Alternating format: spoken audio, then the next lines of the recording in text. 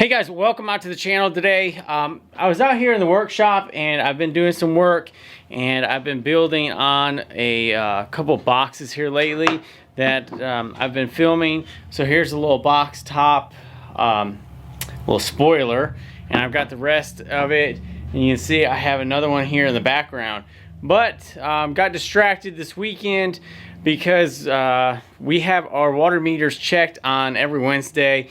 And this past Wednesday, or I guess Thursday maybe, they brought a little thing and hung it on our door, said that we've been using more than average water for the month. So anytime you get that, you want to start checking out, and it is a concern. You don't want to waste money. And so we ended up having to try to figure out where there's a leak in the house. And so the first thing you want to do whenever you're trying to find a leak is check mainly your toilets. It seems like that is a main spot that leaks. If you have any kind of drizzle going down the inside of your toilet bowl, you know that you have a leak and you got to get that fixed. The second most obvious place that you would check is your faucets, either in your shower or your sinks. Just make sure they're completely shut off. And if you ever want to do a test, I did a test on one of mine, and I found out that it's got a very, very, very slow drip, but it is dripping in our shower. I just put like a Tupperware bowl. You guys know what that is, just like a little bowl or something, and took overnight, and during the morning I found a very little bit of water.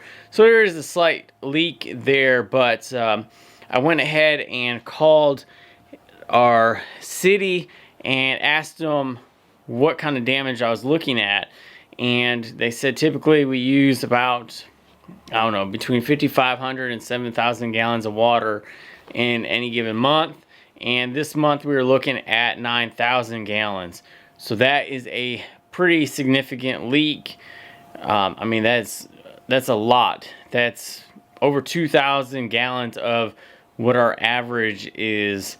And figuring it up in my head, I can't do that real quick, but I mean that's a lot of gallons extra every single day. So let's go ahead and talk about what else you need to be looking at. All right, guys. So here we are out in my front yard, and I hope you guys can hear everything I'm saying. But this is my water meter right here. Okay. Not everybody's is probably gonna look the same. I don't know how many different ones there are and stuff like that. But what I got here is the road is this way. You have your shut off right here, and then your meter gauge right here. You have your numbers that I guess they read somehow, because I can't ever read it. And then we have this little flag right here that if you look at it long enough, you can see that it's spinning. All right, so what you want to do to begin with is shut off all of your water inside your house, all your sinks. Make sure no toilets are running, no washers, no dishwashers, nothing. Make sure no water whatsoever is flowing inside your house. And then come outside and look at your flag, if this is the type you have.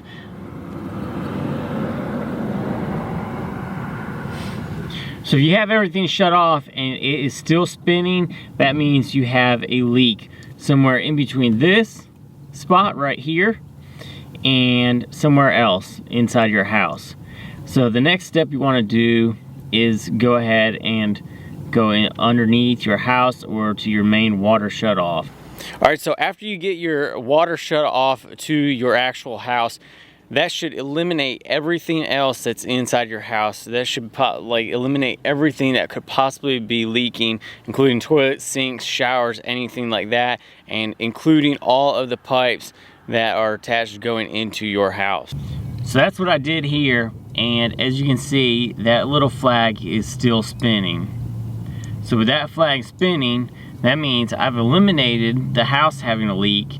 And unfortunately, there's a leak somewhere underground in between this meter and wherever you shut the water off. So that's where I'm at now, and trying to figure out where you have a leak underneath the ground. So at this point, you got to make a decision of either hiring out the work to try to find it, or you can just grab a shovel and look for any abnormal areas in your yard, super duper wet spots, or any kind of low spots in the ground where the ground may have sunken a little bit. If you have, like with a 2,000 gallon increase, I knew I wasn't looking for a busted pipe. All I'm doing is looking for a leak. It's not a broken line or anything like that, or else you'd see that flag really going quick. And that's what it looks like whenever water is actually flowing, or if you had a busted pipe that needs to be looked at, and that's kind of more of an emergency. So in that state, if I had a meter that was flowing like that, I would probably have hired it out, because that means that you're flowing a lot of water very quick and your water bill is going to be skyrocketed, and that's just not a very good situation.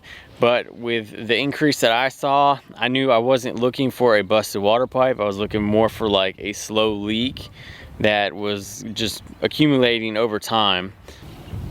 So I started looking through my yard, and right here next to where my meter is, I saw a little bit of a low spot that was sunk in probably about 2 inches right here. So this is where I started and really started concentrating on. So I started digging down. I found the water line, and then I didn't have a leak there. So I started looking up, and I started digging and digging more and further up and further up, and I want to say this is probably about 15 feet right now that I have dug around. And I've also uncovered the sewer pipe that goes to the house, and you can see that the water line is actually encased by a regular PVC pipe right there. I guess to help it, well, it runs alongside the sewer pipe, and then the water line actually goes up underneath the sewer pipe for a while. So I just dig about 2 feet at a time, and right about in this area is where I started seeing some wetter dirt. So you'll see like dry dirt, obviously, like this. This is what I've been digging up the whole time. And then I started digging and got more like that kind of a mucky, muddy dirt, or like something, well, that's a rock, but something like this. So I knew I was close, and that was yesterday. So I decided to stop digging because I was gonna run out of daylight and stuff like that. Today I came out and dug a little bit more, and look, I've got some water. So that's a good sign and a bad sign. That means I do have a leak, but that means I didn't dig all this hole for nothing. So we're gonna dig a little bit more and uncover the actual crack. So I'm gonna go ahead and shut the water off and probably dig out this area. And what I've been doing is I've been taking the top part and putting it off on this side so I can replace it right back to have grass on top, and all the dirt is to the right. So in this situation, if you can rent an excavator or something like that, or a bucket, that'd be nice. But I'm not scared of a little bit of hard work, and the amount of money that I was going to be losing with that little bit of a water leak was not going to be worth it. And the pipe that I've purchased already has not even cost me $20. So far right now, all I've got into this is like 20 bucks. A trip to the hardware store, and then whatever extra the water bill is going to be, which I checked on like a little bucket that I could rent, and it was going to be almost $300 for a full day, and that I just didn't see worth it. You could rent it for 4 hours, which I didn't think that I'd be able to get it dug, found, and replaced all within 4 hours. So I chose just to hand dig it and save the money. So right now I know that I have the leak right in this area, so I'm not gonna really dig any further down low. I want to try to clear a bunch of this out. That way, whenever I do find the leak, I got plenty of room to work and replace extra pipe. So a pickaxe and your shovel is going to be your friend, and more or less the pickaxe because it really knocks down a lot of the dirt, and then you're just scooping up whatever is left over. And try not to throw stuff back in the hole.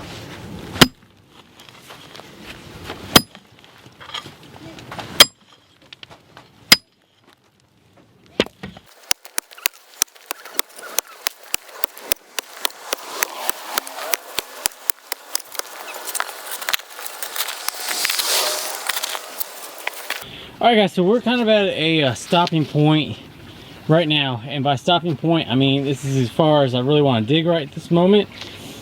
So I think the leak is somewhere right in there, and I dug about 5 feet past it, and I did that so that I get past whatever the leak is, if there's any kind of weak pipe there, and also gives me some flexibility down here, so I don't have to replace the pipe right here, but I can replace it like a foot in and kind of pull it away from that sewer pipe.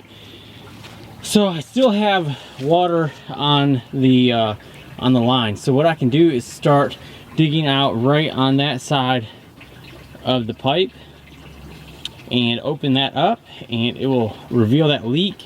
And then I'll also be able to pull the pipe kind of out, and we should see some kind of crack or some kind of spray of water, something that tells us that we hit the right spot. So I'm going to set you guys up, probably speed you guys along while I try to dig some of this out real quick, and then we'll see if we can get a spray from the pipe.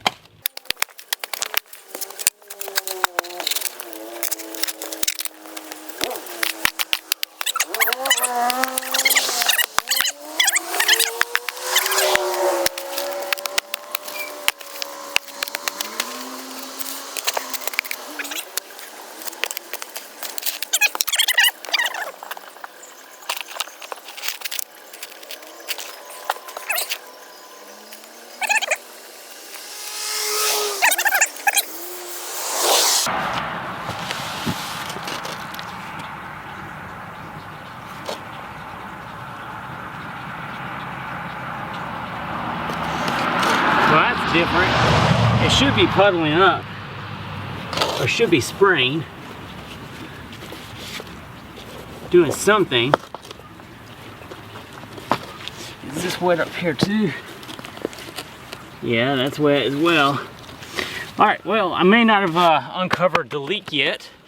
I actually see more wetness right here, so I wonder if it's just been running right down the line and puddling over here. So I'm going to keep on digging a little bit, see if I can get anything. I thought I was close. Alright guys, so the sun has left, and we're here in the dark now. So I'm going to try to do the best as possible to film. I couldn't find that leak right away for where it was, and it actually was 5 feet further. So the spring, or the spray I was talking about before, I want to go ahead and show you guys what I was looking at, so you guys can easily identify where a leak is. And it's about a foot from the end. You can see it still.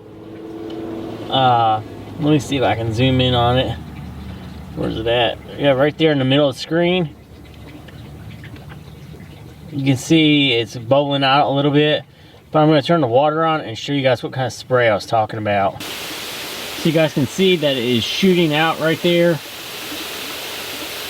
So it's kind of like going up the side of the thing, but it's coming right from there. So we're going to go ahead and chop off the pipe and splice in a new one. And that's what I was talking about with it just being a little crack. It's not completely busted through or anything like that, but it caused an issue. I mean, it cost us about 2,000 gallons of water over how long it has been leaking. So we're gonna cut it about a foot further down the line from where it is. Sorry about the lighting, guys, but it is nighttime and I can't do any better. So, yeah, maybe I can. Let's see what we got here. There we go. Maybe that's a little bit better. So we're gonna cut it about a foot further up ahead than where the crack is, and splice in a 10-foot piece of pipe, and then we'll test it out and see what happens, make sure that we don't have any other leak on the line, and then we should be good. So what I got here is just a pair of like PVC pipe cutters, and they just clamp down. I bought these years ago and have used them multiple times, and they came in handy on all sorts of things. So here is where the crack is, right here. Just make sure that I can see it. And we're gonna go ahead and cut it up in this area. Get it open. We're gonna cut it right in here.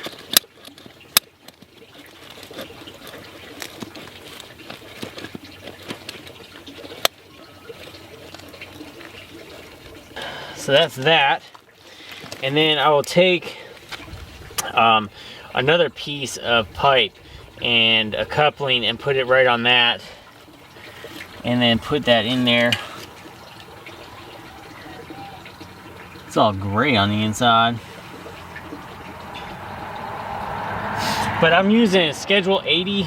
That's what I found that most people have been using to redo their pipes.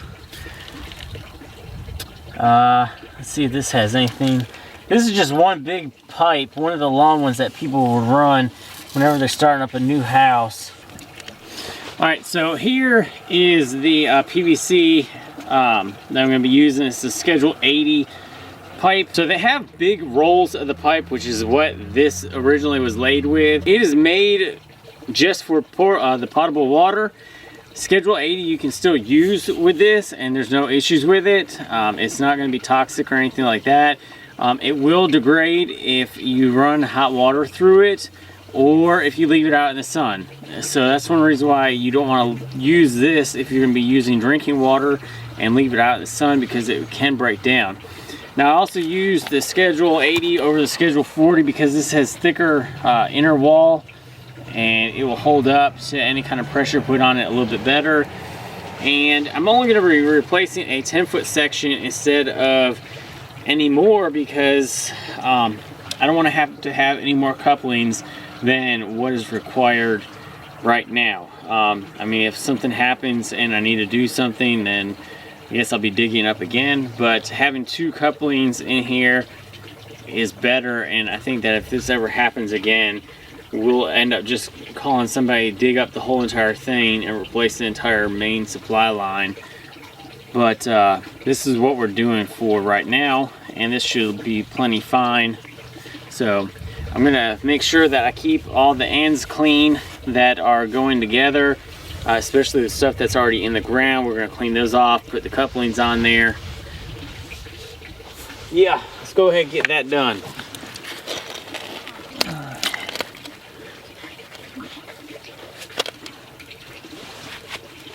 So after you get your pipe all cleaned up, you're going to be wanting to use some primer cleaner and then some PVC cement, and attach all of your piping back together.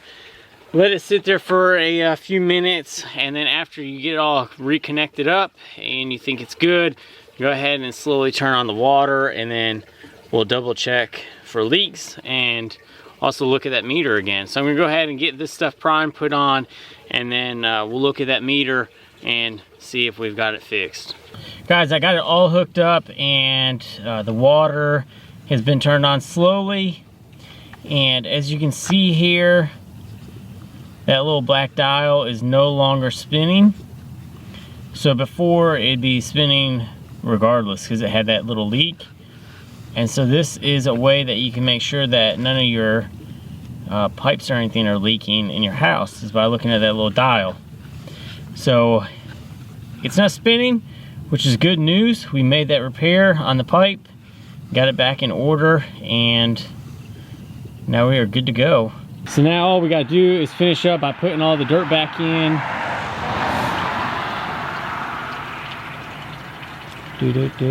So now all we got to do is tuck the pipe back underneath the sewer pipe for more protection, and then we got to put all this dirt back in.